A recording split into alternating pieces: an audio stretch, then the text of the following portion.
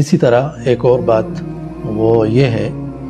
کہ ہم دو رخی چھوڑ دیں، ڈبل سٹینڈرڈ ہونا، دو چہرے والے ہونا، یہ چیز ختم کر دیں کہ ہم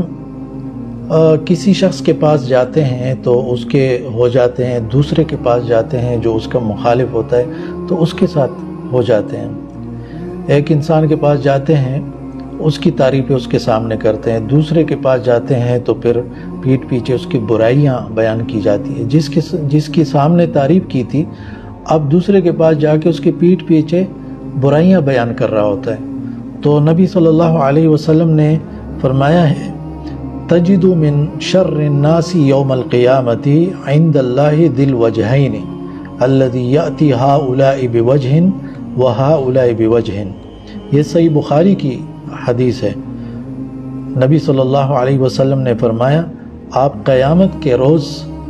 اللہ تعالیٰ کے ہاں لوگوں میں سے بدترین اس شخص کو پاؤ گے جو دو منہ والا ہوگا، جو ان لوگوں کے پاس ایک منہ لے کر آتا ہے، ایک چہرہ لے کر آتا ہے، اور ان لوگوں کے پاس دوسرا منہ لے کر جاتا ہے، دوسرا چہرہ لے کر جاتا ہے۔ تو ڈبل سٹینڈرڈ بننا، منافق بننا، دو چہرے والے بننا، اس نے معاشرے کے اندر بہت زیادہ بگاڑ پیدا کیا ہے، بہت زیادہ خرابیاں اس وجہ سے پھیل رہی ہے کہ لوگ جیسا کہ ہے اسی طرح معاشرے میں نہیں ہے، اپنے آپ کو معاشرے میں اسی طرح ظاہر نہیں کر رہے ہیں۔ تو وَذَرُوا ظَاهِرَ الْإِثْمِ وَبَاطِنَهُ، کھلے چھپے سارے گناہوں کو چاہیے کہ انسان چھوڑ دے، ایک ہی رنگ اختیار کر لے، صبغۃ اللہ ومن احسن من اللہ صبغۃ ونحن له عابدون، ایک ہی رنگ اختیار کر لے،